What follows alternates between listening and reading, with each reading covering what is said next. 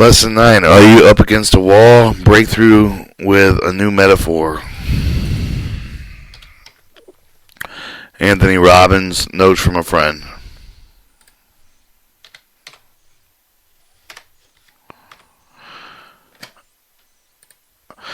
Lesson 9. Are you up against the wall or breakthrough with a new metaphor? At the end of the rope, I can't break through the wall. My head is about to burst. I am at crossroads. I struck out.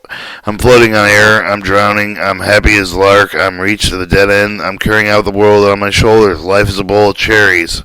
What do all these statements have in the common with the metaphors? Just what is the metaphor? And whenever describing something as being like something else, we've created a metaphor. Metaphors are like symbols. Quick way to say it aloud. The people use the metaphors all the time to describe how they feel about all kinds of things.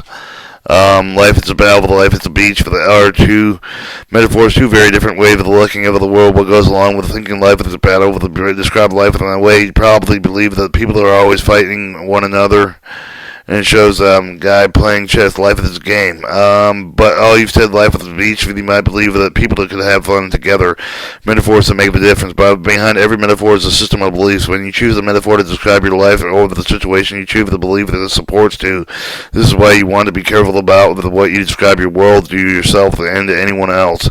Two people who have the metaphors that admire are the actor Martin Sheen and his wife Janet. The metaphor for the humanity is that one giant family. As a result, I feel that the deepest caring and compassion, even from the complete strangers. Remember when the Martin shared with me with the moving story of how his life changed years ago while he was making the movie The Apocalypse Now. Before then, he had seen life as something to fear, but now he sees it as an intriguing challenge. Why? His new metaphor is life is a mystery. What changed his metaphor intense pain that he had been filming under the grueling schedule deep into the jungles of the Philippines. After restless nights, he woke up the next morning and realized he was suffering a massive heart attack.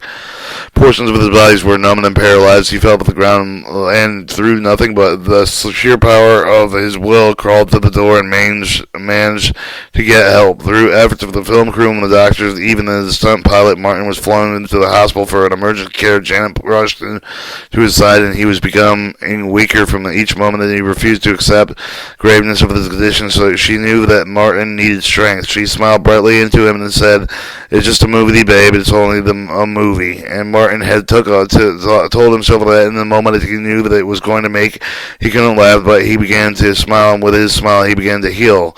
What a great metaphor. It moves the people that can do that really die, and if they move, you can decide how it all turns out. I can hear you saying this all sounds great, but right now I really feel like I'm fencing great, just fine in the right gate and open it. Yeah, we might say, but I'm carrying the weight over the world on my shoulders, so set the world down and move on. How do you describe your world? Is it a test? Is it a struggle? What if it were a dance or a game or a flower garden? If it were a dance, what would that mean? You would have partners, graceful movement, and harmony. What if the life were a game? You would be fun with you. It would be a chance for you to play with other people. But if you could even more of their rules and winners. What if life were a flower garden? Think about the brilliant colors, alluring fragrance of the natural beauty, and could you enjoy a life with a little bit more in such a garden? What do you think you need to do to make your life whatever you want it to be? You must first get